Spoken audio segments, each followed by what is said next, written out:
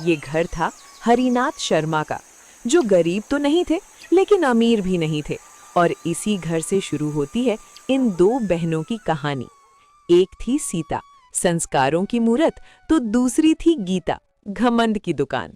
शुरुआत में दोनों बहनें साथ साथ पली थीं, एक ही थाली में खाना, एक साथ सोना। लेकिन जैसे जैसे उम्र बढ़ी, गीता के मन में एक अजीब सी जलन नहर करने लगी। गांव में लोग सीता की तारीफ करते थे। सीता तो देवी जैसी है, एकदम माता सीता जैसी, शांत और दयालु। हाँ, सही कहा। ऐसी बहू मिले तो घर स्वर्ग बन जाए। ये बातें गीता के कानों में जहर बनकर उतरने लगी थी। मैं सुंदर हूँ, तेज हूँ, फिर सब सीता की ही तारीफ क्यों करते हैं? उसके पास तो न शक्ल है न अक्ल, उसके बावजूद सब उसी को मक्खन लगाते फिरते हैं। सीता को ये सब पता था, लेकिन वो चुप रहती, क्योंकि उसे लगता था गीता मेरी छोटी बहन है, समय के साथ समझ जाएगी। एक दिन हरिनाथ शर्मा ने दोनों को पास बुलाया। बेटा, अब तुम दोनों की शादी का समय आ गया है। सीता ने सिर झुका लिया, जबकि गीता की आंखों में चमक आ गई। पहले सीता के लिए राम का रिश्ता आया। राम गरीब था और खेत में काम करता था, लेकिन दिल से साफ और नेक दिल था। गीता ने जब ये सुना तो वो हंस पड़ी। वाह, बड़ी बहन को तो खेतीहर किसान मिल गया, अब तो जिंदगी मजे में कटेगी। वैसे भी इसे तो बंधुआ मजदूरी करना अच्छा लगता है। गीता की बात पर सीता ने कुछ नहीं कहा, जबकि हरिनाथ ने कहा, हाँ, वो गरीब है लेकिन मेहनती और ईमानदार है, और साथ ही नेक दिल भी। सीता उसके साथ बहुत खुश रहेगी। जी बाबूजी, जैसा आप ठीक समझे। वहीं दूसरी तरफ गीता के लिए मोहन का रिश्ता आया, जो एक जाना माना व्यापारी था। पक्का मकान, नौकर चाकर, सब कुछ था उसके पास।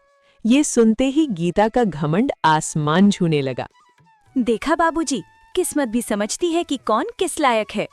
हरिनाथ ने गीता को जवाब नहीं दिया, क्योंकि वो उसकी रग रग से वाकिफ थे। खैर, शादी तय हो गई और जल्द ही दोनों बहनों की शादी भी हो गई। सीता शादी करके राम के साथ उसके घर आ गई। राम का घर छोटा था, छप्पर की छत, एक टूटी सी रसोई और कुछ कुछ बोरियों में रखा अनाज।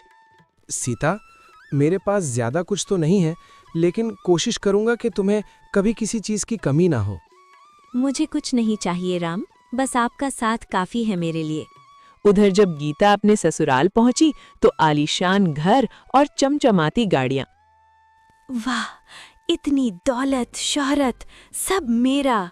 अब तो मेरे ऐश ही ऐश हैं। अब तो सीता मुझसे नजर तक नहीं मिला पाएगी। इस तरह दौलत शोहरत के गुरूर ने गीता का घमंड दुगना कर दिया था। ओए कमला, इधर आ, ये मेरा कमरा ठीक से साफ क्यों नहीं किया? लेकिन मैंने तो सुबह ही साफ किया था छोटी मालकिन। तो क्या मैं झूठ बोल रही हूँ? नौकर हो, नौकर बनकर रहो। जाओ जल्दी से यहाँ पोछा लगाओ, और हाँ, किसी नौकर को मेरे लिए नारियल पानी लाने को बोलो। जी छोटी मालकिन, मैं अभी कर देती हूँ।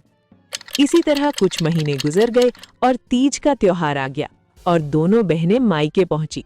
सीता ने साधारण साड़ी पहनी थी तो गीता ने रेशमी लहंगा पहना हुआ था।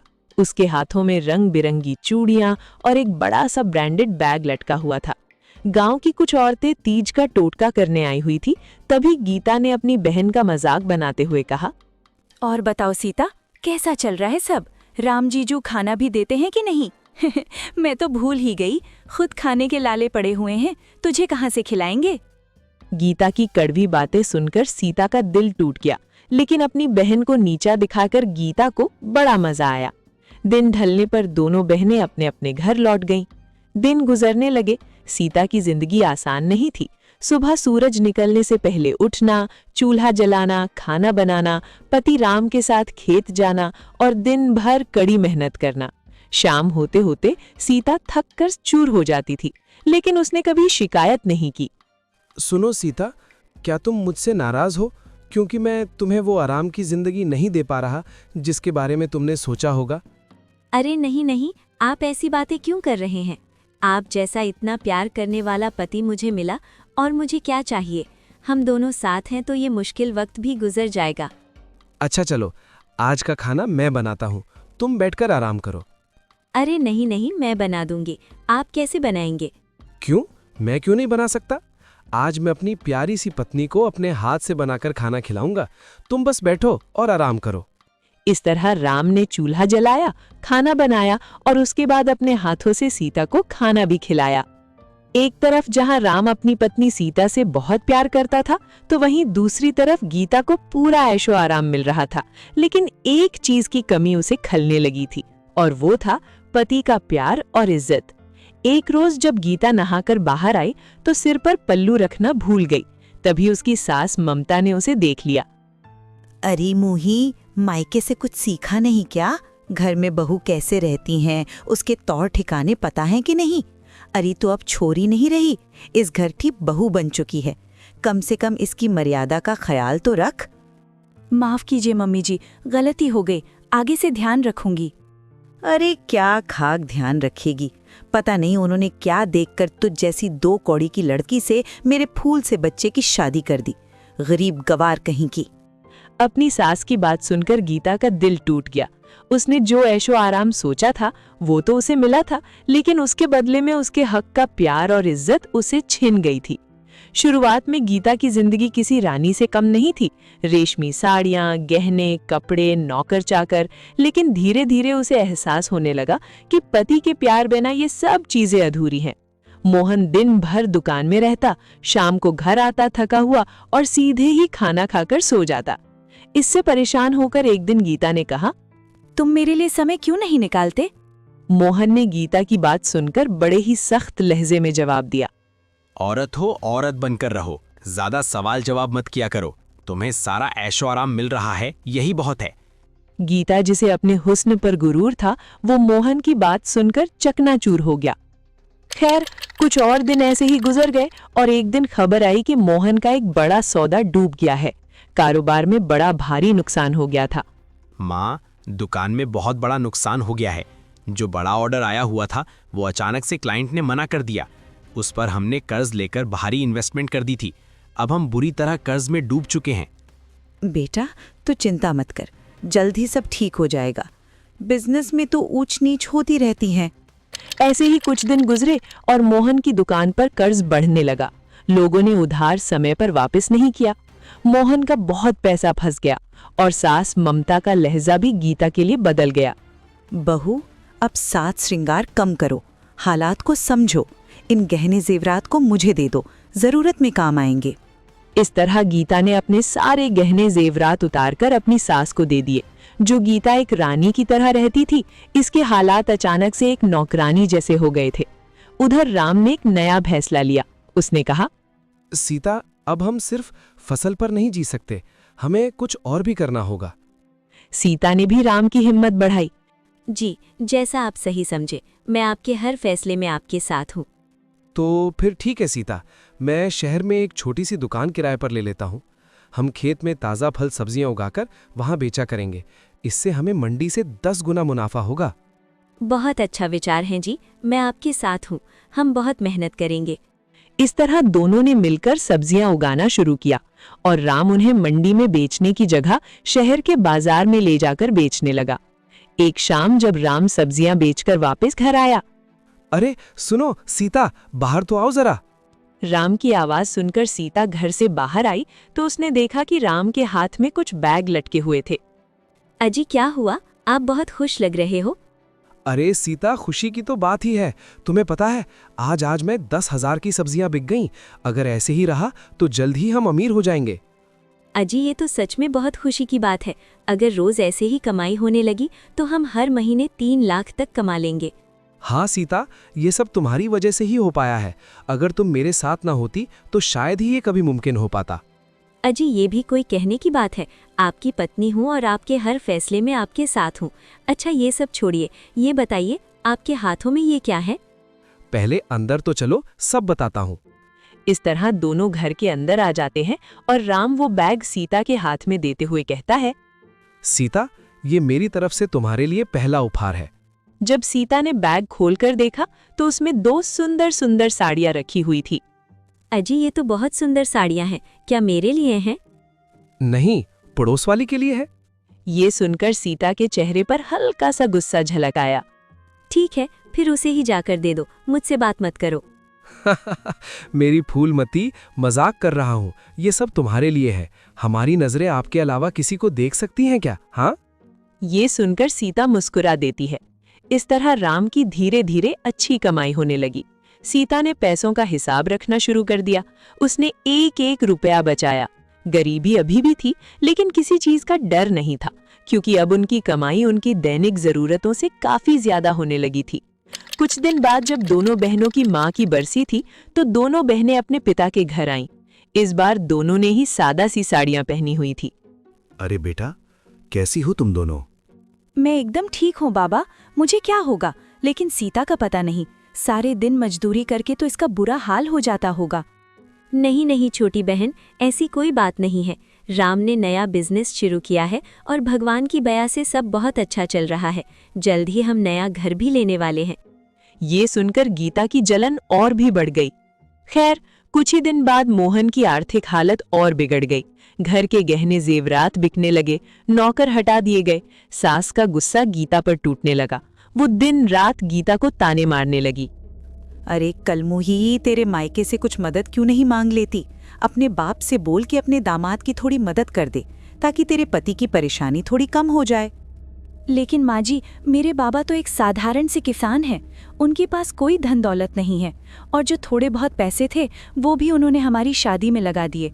वो कहाँ से हमारी मदद कर पाएंगे? हमने तुझसे मोहन की शादी करके ही बहुत बड़ी गलती कर दी।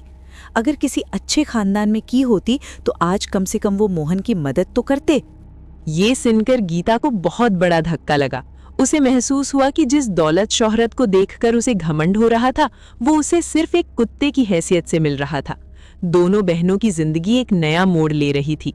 एक तरह जहां सीता की जिंदगी खुशहाली की तरफ बढ़ रही थी, तो वहीं दूसरी तरफ गीता की जिंदगी धीरे धीरे तबाही की ओर बढ़ती जा रही थी।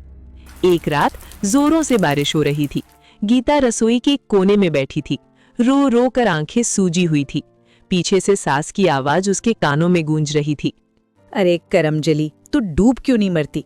मेरे बेटे का सुकून खा गई तू। हमारे घर को बर्बाद करके रख दिया तूने। ना मायके से पैसा लाई, ना किस्मत लाई। कुलक्षणी है तो कुलटा। ये सब सुनकर भी मोहन चुप था। उसकी चुप्पी गीता के लिए सबसे बड़ा तमाचा थी।